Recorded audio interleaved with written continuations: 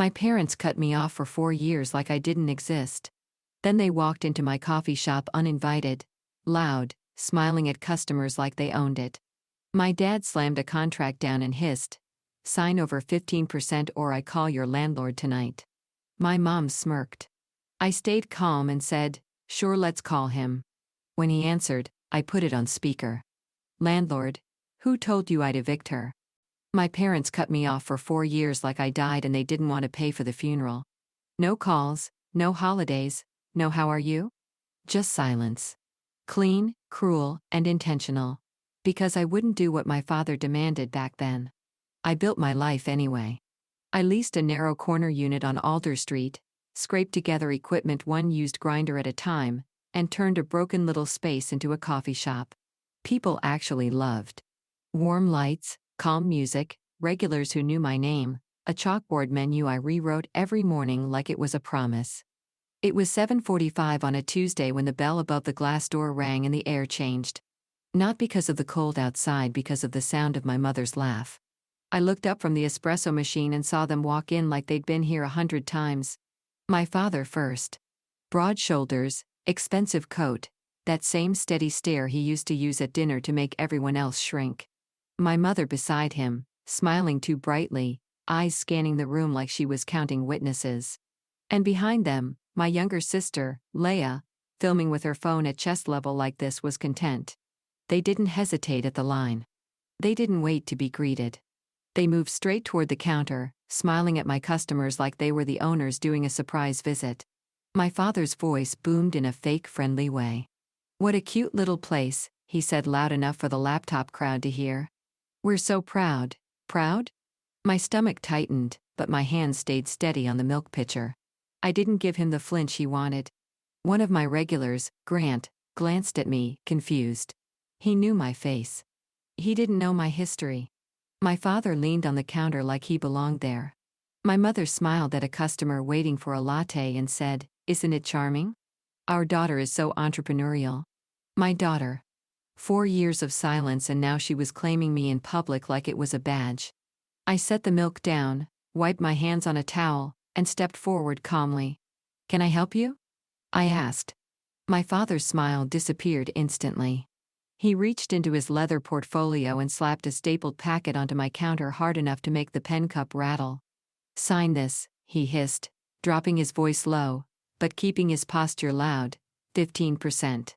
I didn't touch it. I looked at the top page. It was a partnership agreement with my business name typed cleanly in bold. Riverside Coffee LLC, and my name printed as if I was already consenting. My mother smirked. Leia's phone tilted slightly to catch my face. My father leaned closer, voice tighter. "You want to keep playing independent?" he whispered. "Fine, but you're going to pay the family tax." I kept my tone flat. "Why would I sign over 15% of my business to you?" My father's eyes stayed cold. "Because I can make one call," he said. "And you'll be out of this space by the end of the week." My chest tightened, but my face didn't change. "To who?"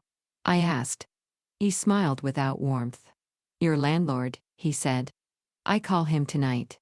I tell him you're violating your lease. I tell him you're running unapproved subletting and unsafe wiring and whatever else I need to say. You think he'll fight for you? He'll protect his building." My mother's smirk widened like she loved the threat more than the money. "You're just renting," she murmured. "You don't own anything." I looked past them at my customers. A couple had stopped talking. A woman at the window table was pretending not to listen while listening. Anyway, people love a scene. My parents knew that. I didn't give them one. I slid the contract packet back toward my father without touching the pages, using the edge of a napkin like it was contaminated. "No," I said simply. My father's jaw flexed. "Then I call him," he said. I nodded once. "Sure," I said calmly. "Let's call him." My mother blinked. Ela's filming hand paused for half a second. My father hesitated, just a fraction, like he didn't expect me to agree. Then he pulled his phone out slowly as if he was savoring it. "Fine," he said. "You're about to learn how the real world works." He tapped a contact and lifted the phone to his ear. I leaned slightly forward over the counter. "Put it on speaker," I said, voice calm. So everyone can hear what you're about to do in my shop. My father's eyes flashed. Anger, surprise, then calculation. But the customers were watching now. If he refused, he'd lose the performance advantage. So he tapped speaker. The ringtone echoed in the quiet. One ring, two. Then a voice answered, greely and alert. Yeah, the man said. This is Ray. My father smiled like he'd been waiting for this moment. Ray, he said warmly, loud enough for the room. This is Daniel Pierce. We need to talk about your tenant. My stomach stayed steady. I didn't speak yet. Ray paused. My tenant? He asked. Which one? My father's smile sharpened. The coffee shop? He said. Riverside Coffee.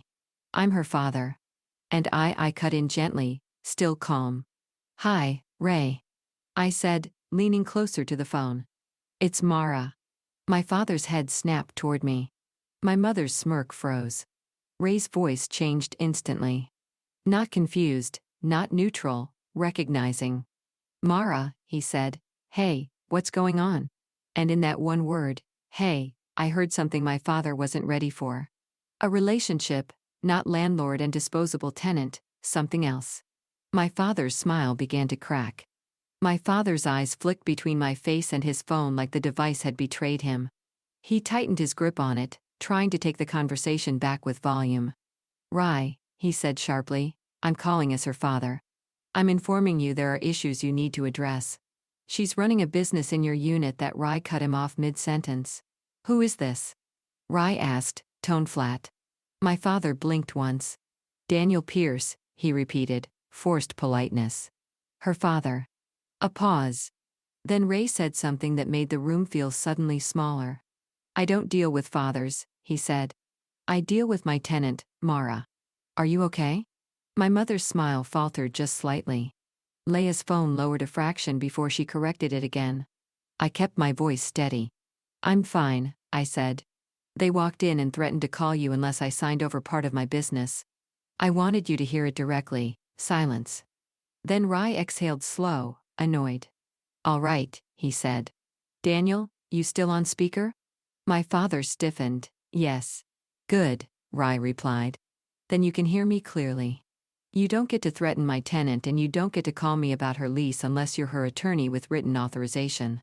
My father's jaw tightened. He tried to recover. Ray, I own multiple properties, he said, puffing up. I know how leases work. She's in violation.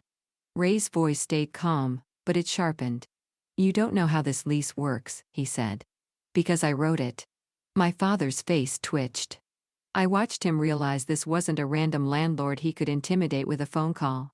Rye continued, Mara's lease has a business writer. It's approved. The wiring was inspected. The permits were filed.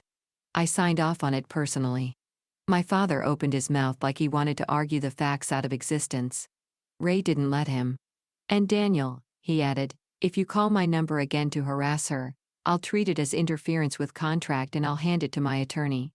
I don't play games with people who try to bully women in my buildings. My mother's cheeks went faintly pink.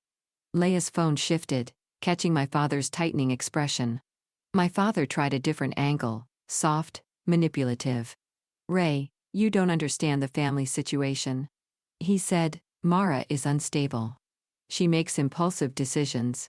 We're trying to protect her. Rye laughed once, short, humorless. Protect her, he repeated by extorting 15% of her business in the middle of her shop. My father's lips pressed into a line. Ray's voice dropped colder. You're not protecting her, he said. You're trying to steal from her. I didn't react.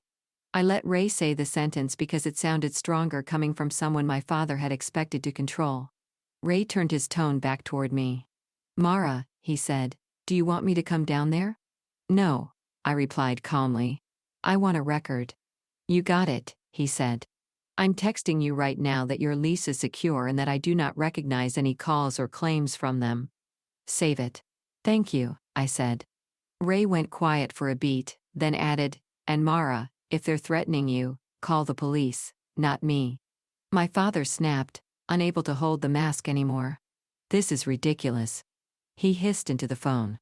You're overreacting. It's a family matter. Ray's voice didn't move. Family matters don't include extortion, he said. Goodbye. The call ended. The speaker went silent. For half a second, the only sound in my shop was the soft hiss of the espresso machine and the faint clink of a spoon in a cup. Someone pretending nothing had happened. My father stared at his phone like it had betrayed him personally. Then he looked up at me and his face shifted into something uglier than anger. Calculation. Cute, he said softly. You think you're safe because your landlord likes you? My mother's smirk returned thinner now. You always find a man to hide behind, she murmured. I didn't respond to that. I didn't defend myself. I didn't explain Ray was not a man I hide behind. He was a contract, a permit file, a business writer, a paper trail. My father tapped the contract packet again. Sign, he said louder now. Or we'll do it another way. I kept my voice calm. What other way? I asked. He leaned in, eyes bright with spite. You're running your little shop under an LLC, he said. I know you're registered agent. I know what you filed when you formed it. You think I can't touch you because you learned to make lattes. My stomach tightened, but I stayed still. You haven't even been in my life for 4 years, I said evenly. How do you know anything about my filings? My mother's eyes flicked to my sister again. Leia's filming hand trembled slightly, then steadied. My father's smile sharpened. You posted your grand opening, he said. You tagged the business page. You're not as invisible as you think. Then he lowered his voice, viciously casual. I can file things, too, he whispered. I can make your business look non-compliant. I can trigger an audit. I can make your merchant account freeze. I can make your suppliers nervous. He was describing institutional harassment the way some people describe the weather. I stared at him calm. So, you came here to extort me and threaten fraud, I said. My father shrugged. I came to claim what's owed, he said. 15% or you lose everything. I didn't look at the contract again. I looked past him at my customers. They were watching. Not all of them, but enough. And that meant my father was already making the mistake he always makes. He thinks witnesses belong to him. Witnesses belong to whoever has proof. I picked up my phone, unlocked it, and opened my POS dashboard, the back-end admin view. I didn't do it dramatically. I did it like I was checking inventory. Then I tapped one tab. Ownership and compliance. My father's eyes narrowed. What are you doing? I kept my voice flat. I'm checking something, I said. My mother scoffed. Your little app won't help you. I didn't answer her. I walked to the end of the counter where our small office door was, opened it, and pulled a thin binder from my lockbox shelf. Not a dramatic evidence folder, a real one. Leases, permits, vendor contracts, LLC documents. I returned to the counter, set the binder down, and opened it to one page I'd printed months ago and never thought I'd need. My father stared at it, confused. What is that? He asked. It's my landlord's ownership statement, I said calmly. And the property manager's authorization letter. My father's eyes narrowed. Why would you have that? I slid the page toward him, still not touching his contract because I don't build anything without a paper trail. He glanced down and I watched the exact moment his confidence shifted because the name on that letter wasn't just Ray's. It included the actual property owner's legal entity, an LLC I recognized from my county record search when I first negotiated this lease. And it wasn't Ray's personal holding. It was mine. My father blinked hard. What is this? He said again, but quieter. I looked at him calm. Ray isn't just my landlord, I said. He's my partner on the building. My mother's smirk froze. Leia's phone dipped. My father's mouth opened slowly. Partner, he repeated. I nodded once. And if you threaten to call my landlord, I added softly, you're threatening me. My father stared at the letter like it had changed languages. Partner on the building, he repeated, too quiet to be performance now. That's not how leasing works.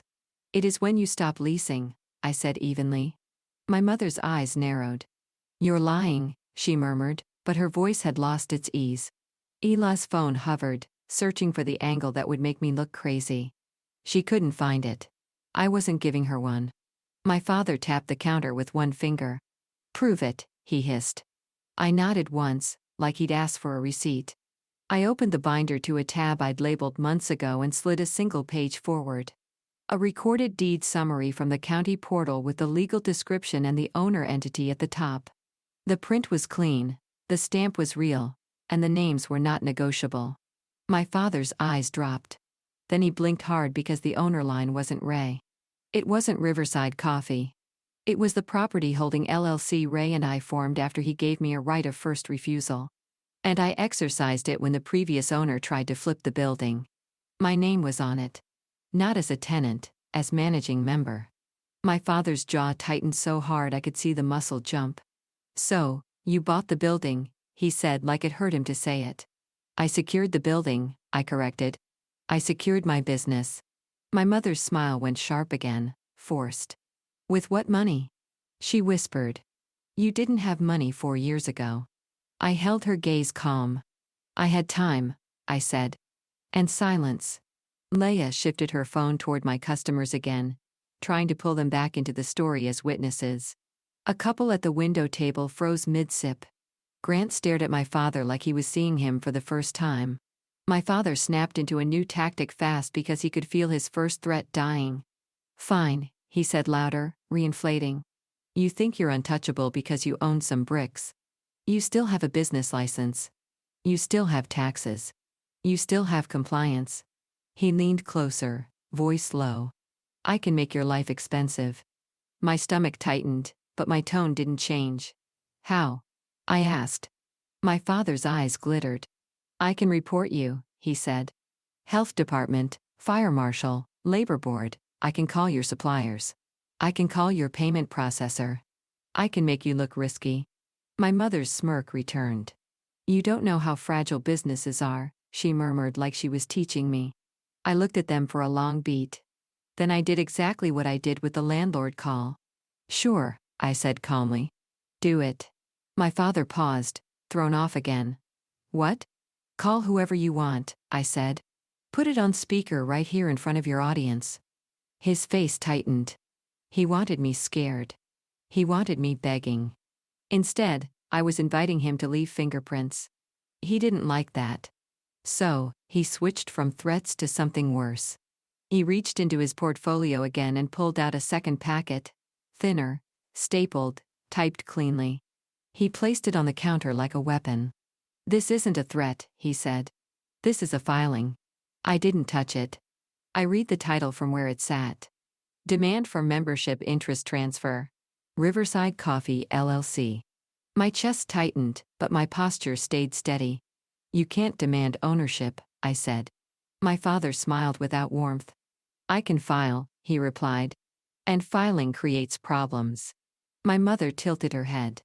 "You didn't think we forgot you," she said softly. "We were watching, waiting." Leia's phone zoomed in on the packet like she wanted the internet to see the paper and assume it meant authority. I didn't argue the paper. I asked the only question paper can't dodge. "What agency did you file with?" I asked. My father's smile sharpened. "Scary of state," he said. "Change of control. You think you're the only one who knows how to form an LLC?" My stomach didn't drop. It narrowed because if he filed anything with the state, it would leave a trail. And if he did it wrong, it would leave his name on the mistake. I reached under the counter, opened a locked drawer, and pulled out my own phone charger cable. Not because I needed a charge, because the drawer also held the one thing my father couldn't handle. My business compliance alerts. I opened my registered agent portal app and tapped entity notifications. Nothing. No new filings, no approvals. I looked at my father. "When did you file it?" I asked. His eyes flicked away for half a second. "This morning," he said before we came. I nodded once and kept scrolling. Then my screen refreshed.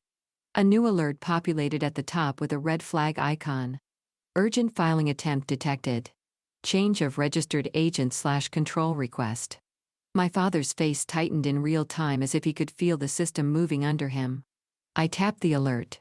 A details page opened with timestamps, a reference number, and one line that made my throat go cold in a controlled way. Submission source network. Riverside Coffee Guest Wi-Fi. My eyes lifted to my father. He blinked once, then my gaze shifted to Leia. Her phone was still up. Her thumb was still moving. She wasn't filming anymore. She was typing on my counter, right in front of my customers, using my shop's Wi-Fi. My mother's mouth tightened. LLA, she snapped suddenly. Not performative at all. Leia froze. Phone halfway down. I kept my voice calm. You are filing, I said. My father's eyes flashed. That doesn't prove anything, he snapped.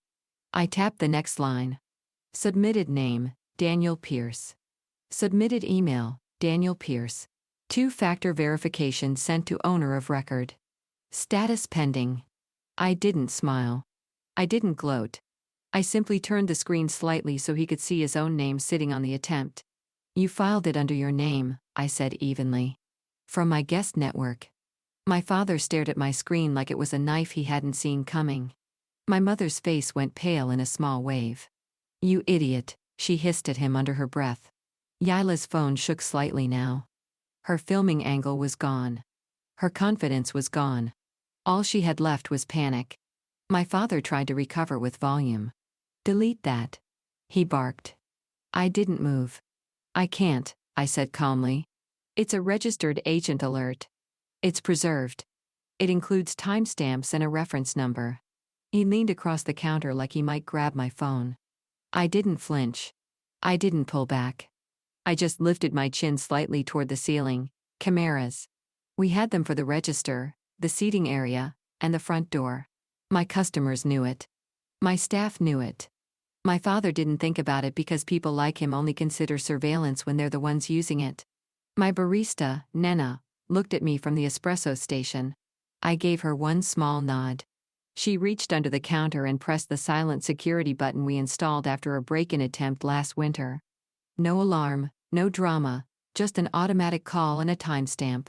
My father straightened, sensing something shift, but not knowing what. My mother's voice went tight. Mara, she said, forcing sweetness back into her mouth. Why are you doing this? We're your family. I looked at her calmly. You walked in here to extort me, I said. Now you're committing filing fraud on my Wi-Fi. My father's face twisted. You think a little paperwork alert scares me? He snapped. I can still ruin you. I held his gaze. You're already doing it, I said, and you're doing it on camera. His eyes flicked upward for the first time, noticing the small black dome above the corner of the counter. Then the bell above the door rang again, and this time it wasn't a customer.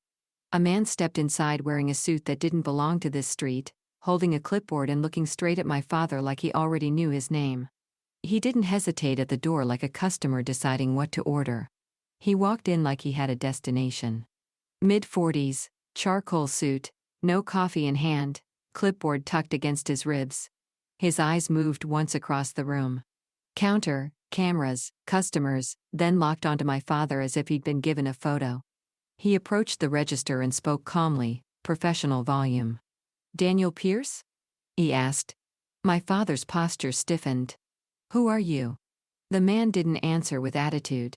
He answered with credentials. My name is Elliot Crane, he said, flipping open a badge-style ID card on a lanyard. Business filings compliance. I'm here regarding an urgent attempted change of control filing connected to Riverside Coffee LLC. My mother's face tightened. Leia's phone dipped again, then rose like she was trying to catch a clean angle. Elliot looked past my father and met my eyes. Are you Mara Pierce? He asked. Yes, I said. He nodded once. Ma'am, we received an automated fraud trigger from your registered agent portal, he said. An individual attempted to submit a change of registered agent and executive control. The submission originated from this location's guest Wi-Fi network. I need to verify whether that filing was authorized by the owner of record. My father's jaw flexed. This is private. He snapped. Get out of here. Elliot didn't move. He didn't get louder. He simply turned the clipboard toward me and pointed to a reference line. Reference number, he said. Timestamp, network, source, submitted name. I leaned slightly and saw the same details my phone had shown, only printed, formal, and worse. Submission timestamp 9:12 a.m. Network Riverside Coffee Guest Wi-Fi submitted by Daniel Pierce. Status verification pending/fraud review initiated. My father stared at the page like it was a trap he hadn't seen closing. My mother's voice went too sweet. "This is a misunderstanding," she said. "We're family." Elliot's eyes didn't flicker. "Ma'am," he said evenly, "family is not a filing authority." My father tried to reclaim the room with confidence. "I'm her father," he said. "I have a right to protect the family's interest." Elliot nodded once, as if he'd heard this exact line 100 times. "Then you won't mind providing identification," he said. "Because right now you appear as the submitting party on a suspected fraudulent filing attempt." My father's mouth tightened. "I'm not giving you anything." Elliot's gaze shifted to me. "Ma'am," he said, "if you confirm this was unauthorized, we file a formal fraud affidavit with the Secretary of State and preserve all related records, including IP logs and surveillance time windows." I kept my voice calm. "It was unauthorized," I said. "And I want everything preserved." My father snapped. "Don't you dare." I didn't look at him. I looked at Elliot. "Proceed," I said. Elliot nodded once, then glanced up toward the ceiling cameras over the counter. "Your cameras cover the register area?" he asked. "Yes," I replied. "Good," he said. "We'll include a preservation request. If law enforcement needs footage, you'll have it." My father's eyes flicked upward, realizing too late that his visit had become an evidence timeline. My mother leaned in close to me, voice low and venomous. "You're going to regret humiliating us," she hissed. I didn't flinch.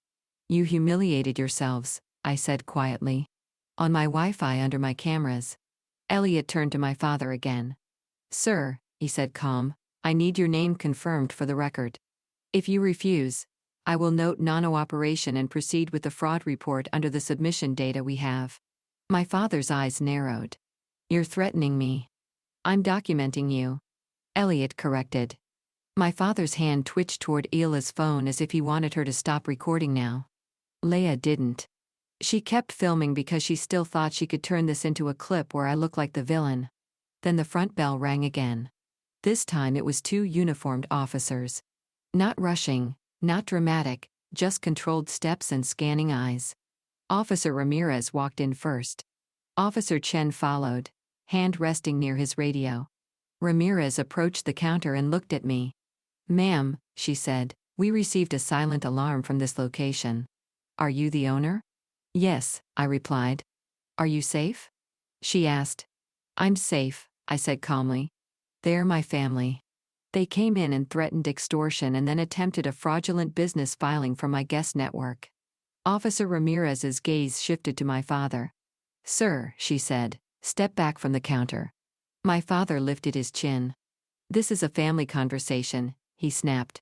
"She's overreacting." Officer Chen didn't blink. "Step back," he repeated calmer and firmer. My father hesitated just long enough to show he was calculating whether the badge would still bend for him. It didn't. He stepped back.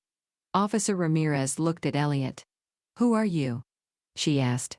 Elliot held up his ID. "Business filings compliance," he said. "I'm here on a suspected fraudulent change of control submission tied to the business." Officer Ramirez nodded once, then turned to me. "Do you want them trespassed from your property?" she asked. I didn't look at my mother. I didn't look at Leia. I looked at my father.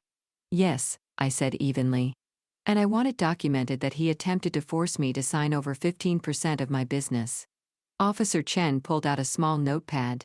"What was the threat?" he asked.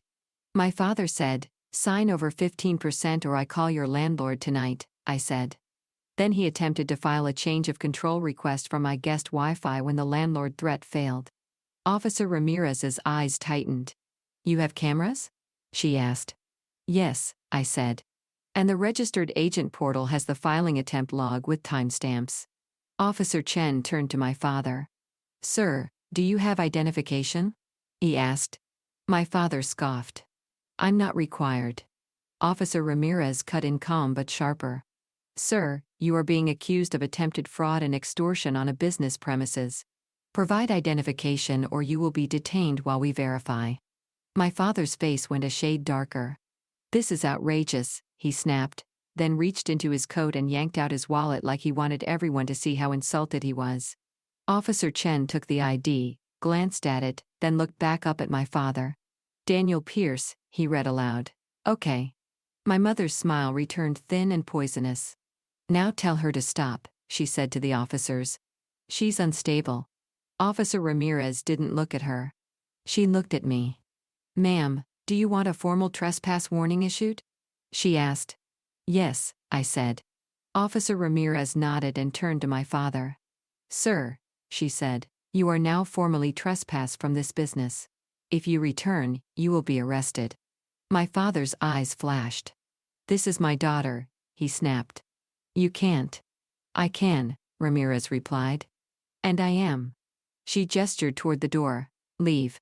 My father didn't move immediately. He looked at my customers like he was trying to salvage his pride through witnesses. Then he leaned toward me, voice low enough that it was meant to be private, except it wasn't private anymore. Everything in my shop echoed.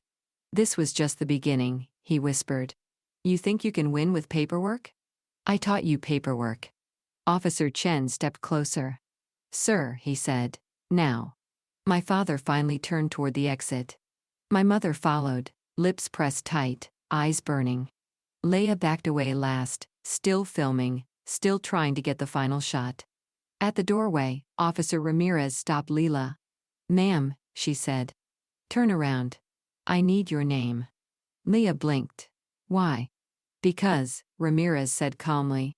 "The filing attempt originated from this location's Wi-Fi, and I need to document who was present and who was using devices at the counter." Leia's face went pale. My mother snapped. "She's a minor." "She's an adult," I said flatly. Leia swallowed and handed over her ID with shaking hands. Officer Chen took it, glanced down, then frowned slightly. He looked up at Leia again, then at his radio, then back to Officer Ramirez. "Ramirez," he said quietly. "You need to see this." "What?" Ramirez asked. Chen tilted his notepad away from the customers and whispered a number. Then he looked at me and said, low and careful, "Ma'am, there's an active report attached to your father's name from another address." My stomach tightened, but my face stayed controlled. "What kind of report?" Officer Chen's eyes held mine for a beat. "The same kind," he said, filing interference and attempted control. I didn't ask Officer Chen to explain in front of my customers. I nodded once and said, "We can talk in the back." Officer Ramirez guided my parents and Leah outside to the sidewalk while Chen followed me into the small office behind the counter. Elliot Crane stepped in as well, closing the door softly like he understood chain of custody better than comfort. The muffled sound of the cafe returned on the other side of the door. Espresso hiss, low conversation, someone typing, life trying to keep going while my family tried to burn mine down. Officer Chen spoke first, voice low and controlled. "There's an earlier complaint tied to your father," he said. "Different location, different business, similar behavior, attempted filings, coercion." I didn't look surprised. I looked tired. "What location?" I asked. Chen checked his notes. "A small boutique across town," he said. "Owner reported pressure to sign over ownership interest. When she refused, an unauthorized filing attempt was detected through the state portal." Elliot's eyes narrowed. "That's the same pattern," he said quietly. "Filing attempts using public Wi-Fi pushing for control changes." Officer Chen nodded. "Exactly," he said. "We don't always see it in real time, but your silent alarm plus the portal log created a clean timeline." I exhaled slowly. "So, he's been doing this to other people," I said. "Or trying," Chen replied. "And now we have multiple incidents." Elliot opened his clipboard and added a note. "With today's submission reference, we can link the activity to a person, not just a network," he said, "especially with CCTV and the physical presence at the counter." Officer Ramirez knocked once, then opened the office door. A crack. "They're outside," she said. "They're arguing on the sidewalk." I nodded. "Let them," I said calmly. "Because in my world, arguing isn't power. Paper is." I walked out from behind the counter and faced the room again. My customers had gone quiet the way people do when they know they just witnessed something they'll talk about later. I didn't make a speech. I kept it simple. Sorry about that, I said to the room, voice steady. Drinks are on track. Na will take care of you. Na, my barista, met my eyes and nodded. She didn't look scared. She looked proud. She'd seen enough of my father's type to understand what I just did. Then I stepped outside. My father was pacing near the curb like he wanted to keep performing, even without an audience. My mother stood stiff, face tight. Leia was crying quietly, phone clutched like it was her lifeline. Officer Ramirez held her notebook and spoke to my father in a tone that didn't invite negotiation. You've been trespassed, she said. Leave the area. My father's eyes burned. This is insane, he snapped. She stole from us. She owes us. We gave her everything. You gave me 4 years of silence, I said calmly. He spun toward me. And we gave you your start, he barked. We paid for your first equipment. I didn't argue. I didn't correct the lies with emotion. I pulled one small folder from my coat, thin, plain, not dramatic, and held it up. Officer Ramirez, I said, I'd like to file a report for attempted extortion and attempted fraudulent business filing. I also want the officer's body cam preserved. The cameras inside capture the counter area and the filing attempt moment. Ramirez nodded. We'll document, she said. My father's jaw clenched. You're really doing this, he hissed. Yes, I replied. He stepped closer, voice low, trying for intimidation one last time. You think you can ruin me with paperwork, he said. I can ruin you with one call. I know people. Officer Chen stepped between us automatically.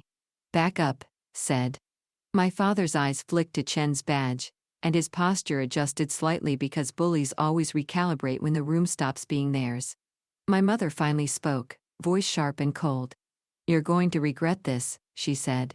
You'll be alone again. Nobody will want you. I held her gaze. I'd rather be alone than owned, I said. Officer Ramirez finished the trespass documentation and handed my father the warning. Sign, she said. My father refused at first, then realized refusal didn't erase it. He scribbled his name with a furious swipe. Leia whispered, Dad, stop. But he didn't hear her. He only heard pride. As they started walking away, Elliot Crane stepped out beside the officers. Sir, he called to my father, calm and crisp. One more thing. My father turned, irritated. What? Elliot held up his clipboard. Your filing attempt reference number is now flagged, he said. It will be Crossland with the earlier complaint. Any further attempt to change control of an entity you do not own will trigger an automatic fraud review and law enforcement notification. My father's face tightened. You're threatening me. No, Elliot replied. I'm informing you. My father looked like he wanted to explode, but there were uniforms here and there were cameras and there were customers watching from inside. So, he did the only thing left. He left. 2 days later, my registered agent forwarded me the official incident packet, the attempted change of control submission, the network source information, the reference number, and the fraud flag status that prevented the filing from ever being accepted. My attorney sent a formal preservation letter to the Secretary of State's office and to the Filings Compliance Unit, ensuring the submission logs and authentication attempts were retained. The police report from my shop was not treated as family drama because the earlier boutique complaint existed. Once investigators saw the pattern, same coercion language, same sign over a percentage, same attempted filing from public Wi-Fi, they opened a case for repeated attempted fraud. It wasn't a single emotional outburst. It was a method. Within a week, my father was served with a restraining order that barred him from my business, my building, and my residence. The order included a specific clause about interference with business operations and attempted administrative control. He hated that wording more than the distance because it named what he was. My mother tried the old route, calling relatives, spinning stories, sending messages about forgiveness and family unity. It didn't land the way it used to. Not after the body cam existed. Not after the filings record existed. Not after my customers had seen them walk in smiling like they owned my counters. Leia deleted her video attempts the same night the officers took her statement. But it didn't matter.